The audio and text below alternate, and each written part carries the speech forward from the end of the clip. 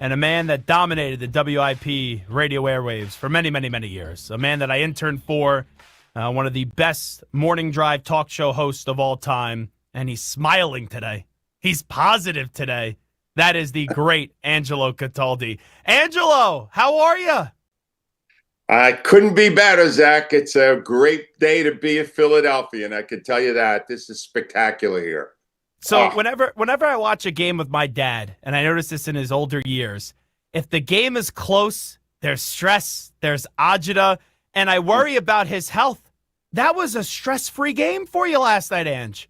It was wonderful. At the half, Eagles 24, Chiefs nothing, with 23 total yards. 24 points versus 23 yards. There isn't a person alive who predicted that, Zach. That was domination beyond our wildest dreams. And you know, in Philly, we kind of live in a fantasy world, but it exceeded our greatest expectations. And today is a day of jubilation in Philadelphia. And that's where you start. It's the defensive performance. They just molded that Chiefs offensive line. They made Mahomes panic, and Andy Reid had no answer. Vic Fangio, my oh my, Angelo. What a game plan and what a performance by his defense. Wow. And when he came to Philly a year ago, he was coming off a kind of a contentious situation in Miami. Some of his players were thrilled he left. Yeah, some weak players now looking back at it with those Dolphins. Yeah, and he took this team. And here's what was so amazing about yesterday. The guy who's been most responsible for the great performance for the defense has been arguably Jalen Carter in the middle. And he did not dominate because they doubled him the whole time, but he made everyone else on the defensive line better. And they just Josh Sweat just had his way with the offensive line, and all the other guys. Milton Williams had a great game, and no one saw that coming. The Eagles' pass rush was not one of its best features this year, and Mahomes, the look on his face, play after play, the pocket collapsing on top of him. It was miraculous. It was incredible. And I was at the game, and there was a lot of Eagles fans around me, but right behind me, there was 3 or 4 Chiefs fans, and they were just so quiet, and I get it, right? You spend all this money to go to the Super Bowl. Even when you win all these Super Bowls and your team loses, it's miserable. When you're non-competitive, it's the worst thing in the world. And he turned to me. This was before the Zach Bond interception, right? It's only 17-0 for Mahomes. He can make that up in a snap of a finger, and he goes to me, Mahomes is having his Sam Darnold seeing ghost game. And I'm like, Mahomes, Sam Darnold? And then the next play, boom, Bond interception. He goes, trust me, I know when my team is about to lose. I couldn't believe that. Zach, I have not been a huge fan of Tom Brady in the booth, but I thought he was really good in the NFC Championship game and good again yesterday. And he was saying, he was just watching Mahomes' feet after the first couple of series. And he was saying he doesn't look comfortable back there. And there's a term, he didn't use the term, but he was saying he had happy feet. He was afraid to stay in the pocket because everything was collapsing on top of him. And suddenly Mahomes, who had been so great in all of these big moments, looked like Sam Darnold. He looked awful. And you went, is that even possible? He just couldn't do it. And you look over on the sideline, and Andy Reid, oh, my God, he's the greatest coach in history, which, by the way, he is not. I watched him for 14 years in Philly. He's way overrated. But he's on the sideline. He's got no answers, nothing. He doesn't know what to do. It was 34-0 before they got on the board. Zach, all of it was insane because that kind of domination should not be happening against the greatest coach that ever lived and the greatest quarterback that ever lived. And neither of them are actually that. And I think we learned that yesterday. And that's the stunning part. It's because of how great Mahomes and Andy Reid are. This has now been 2 Super Bowls, right? Brady and Belichick lost 3 Super Bowls. They were never blown out. They have now got blown out of 2 Super Bowls, and it's the same formula. It is just take advantage of the offensive line. You know, it's not easy to make Mahomes nervous, but he's now been nervous in 2 Super Bowls because he gets his brains just smashed in. And if we don't need a PhD in football. You hit the quarterback, all of them. You hit the quarterback, you find a way to win the game, but how there was no adjustment and no moment where even the Eagle fan felt, okay, this game's going to slip away. That's the stunning part, that Mahomes and Reed couldn't even make that happen for a few drives. And don't tell me at the fourth quarter. At that point, right, the Eagles are already popping the champagne and getting ready to celebrate in the hotel. Well, let me let your audience in on a little secret, all right? Because most of the country will argue this to the death. Andy Reid is way overrated as a coach, all right? Andy Reid was in Philadelphia 14 years. He won 0 championships. Doug Peterson was here 5. He won 1. Nick Sirianni's been here 4. He won 1. The only reason Andy Reid was winning big games in KC was because he had this mastermind, Mahomes, making up plays on the run and doing brilliant stuff. The only reason Mahomes didn't do that yesterday is he had no time to do it. And Andy Reid could not figure out a way to give him time to do it. And the truth is, Mahomes is a stud. Mahomes is a great player despite yesterday. Zach, no argument. Reid, the all-time fraud of American sports is Andy Reid. And one other thing, these commercials are out showing how charming and funny he is. I was there for 14 years. I talked to him a ton. He is neither. He is not that at all. It's all Madison Avenue. And I'm hoping now the world will start to see Andy Reid in a different light because he's a fraud. He's not that great. Now, what's the truth with you and Andy Reid? Just wondering, because out of all the rants that you've ever gone on, it seems like Andy Reid's been the one that's most personal when I listen to you. All right. I'm going to make it personal for you. All right, Zach?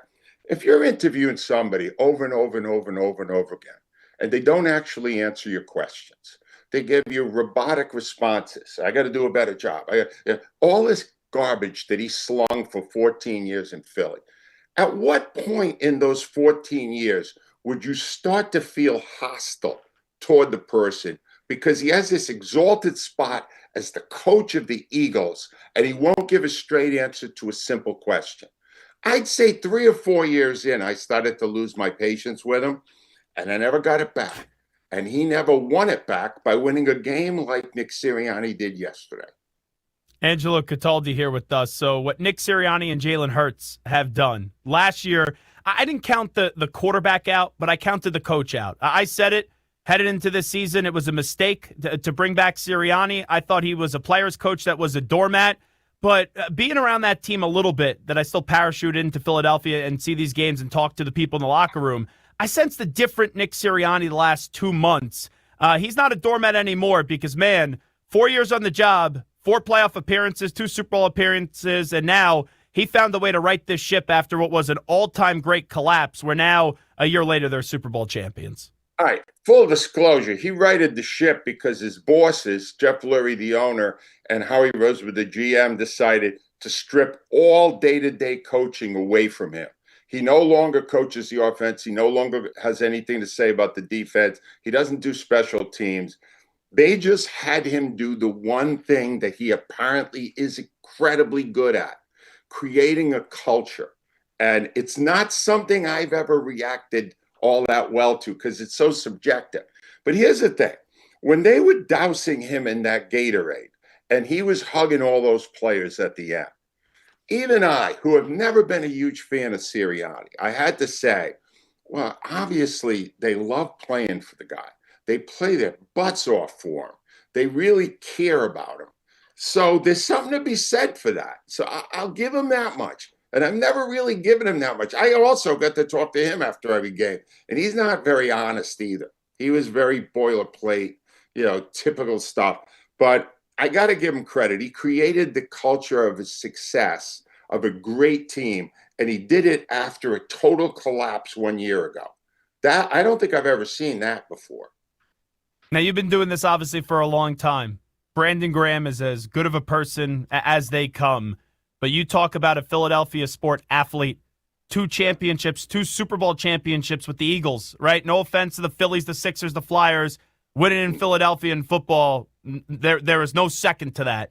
Where does Brandon Graham go down in the annals of Philadelphia sports history? I think he needs a statue, Zach. I think we got to build him a statue outside Lincoln Financial Field. The guy It was really fun yesterday to listen to Tom Brady mention Brandon Graham because Brandon Graham ruined the Super Bowl 7 years ago for Brady. He stripped him of the ball. It was the biggest play in the game. And he somehow got himself back on the field and still looked like he belonged in his 16th season playing at that position. He's a god in Philadelphia. You understand? For the other reason being what you said before, he's got as good a personality as you could ever have. He loves Philadelphia. Philadelphia loves him back. And he's going to be, next time we do one of those Mount Rushmore, Zach, I think Brandon Graham might move his way into the top 4. That's how big it is when you win 2 here. Is this the greatest Eagles team you've ever seen? Yes. No hesitation whatsoever. It's the best Eagles team. I'd even go further and say, of the 4 sports, it's the best team. I've been in Philly 40 years, and of the 4, this is the best team any of the 4 sports has had because it's so complete, it's deep, it's young, it's old, it's got a mixture of everything. And running the controls of offense is Jalen Hurts, who proved to everybody yesterday that he's a champion. And also, I think now a top 5 quarterback in the NFL. Yes. Josh Allen, Mahomes, no order, Lamar Jackson, and Joe Burrow. You talk about another quarterback there, like Jaden Daniels has to do more. Stafford has been good, but Hurts beat him in the postseason. The story on Hurts is unbelievable. Benched at Alabama, stays there, comes on back in the SC championship game, what happened in Oklahoma. And then when he got drafted, and I was talking to your best friend McNabb the night that when he got drafted, and McNabb was actually complimentary of him, but at that time, Carson Wentz was the guy in Philadelphia. And now Hurts. The fans last night, Angelo, chanting "Putting Carson," to me was just typical awesome Philadelphia. That was great. Let me tell you something. That would have been the ultimate if he showed up back on the field in the Super Bowl in the other team's uniform. But yeah, just so your audience knows, I have at no point endorsed your obsession with talking to Donovan McNabb. However, next time you talk to Donovan, tell him, see this guy here, Jalen Hurts? This is what a champion looks like. I wish it could have been you, but this is a winner. And the way his demeanor, that Hurts' demeanor, that he never smiles. He just focuses. I love that. That's my kind of quarterback. All righty, before we let you run, what did you think the biggest play in the game was last night when you look back at it? The Dijon interception return for touchdown, pick 6. It was a great play on both ends, the catch and getting up and doing all that. That's the first time I looked at it and went, oh, my God. Could this be a route? Could this be an easy win? Should he have won the MVP? Are you good with Hurts won the MVP? Or you think it should have been Dijon? It could have been either one. There's plenty of other great plays, but I just thought that when it went to 17, not that I said it's over. That's what I thought. Yeah. But, wow. So that quickly, because for me it was Bond. Because when Bond makes that pick with 2 minutes left, if Mahomes goes down the field and scores, they get the ball come out of half. But when he picks off the ball where he did and they put the ball in the end zone, that was to me was the Bond was the biggest play of the game, I thought. Yeah. All I know is it was definitely in the first half. It's unbelievable. The Eagles are champions, Zach. Wow. And for the second time, too. Like, you've done radio where I'll never forget when I was working at 97.5 The Fanatic doing postgame. And I would have, when they won the Super Bowl that year, was the one year I did it. And I had people calling me from the cemetery, hey, I'm here. I wanted to go celebrate with my dad. My great uncle Ben, right? Just hearing his voice that night was something. You never thought, a lot of people didn't think the Eagles would ever see 1. Now they've seen 2. How do you put that into words? Zach, you just hit on the exact thing that makes this so special in Philly. These people that are Eagles fans are fans because it was handed down from generation to generation, and with it went a frustration. The Eagles had never won a Super Bowl until it was number 52. They hadn't won it. And when they did, people were, we were getting calls the day after that championship 7 years ago from people who had just visited their dad on his deathbed, and he was hanging on to see if they could win. And they brought their little kids in, and they were becoming Eagles fans and all. That's what it is in our city. In our city, I know it's that way in every city, but not like ours. it's in your DNA to be an Eagles fan and to be a fan for exactly what happened yesterday. We don't get it often, but when we get it, wow. And you know There's what's no crazy? like it. When I did the post game, I thought there was going to be F-bombs left and right. We'd have to use the dump Yeah. button. We only had to use the dump button one time, and it was because someone cursed in excitement. And we did a 6-hour post game show. I was stunned by that, but it just shows how special it is to people too. Wow, it is. If there was one F-bomb in 6 hours involving Philadelphia fans, I'm going to call the Guinness Book of World Records. That's a new record for us. We usually do that in 6 seconds. Yeah, just by saying hello. Yeah, exactly. Well, Angelo, you're the best. Always appreciate you when you jump on board with us. Make sure you get Angelo's book that's out called Loud. And enjoy this, Angelo. Zach, thank you. Thank you for having me, and continued success, my friend.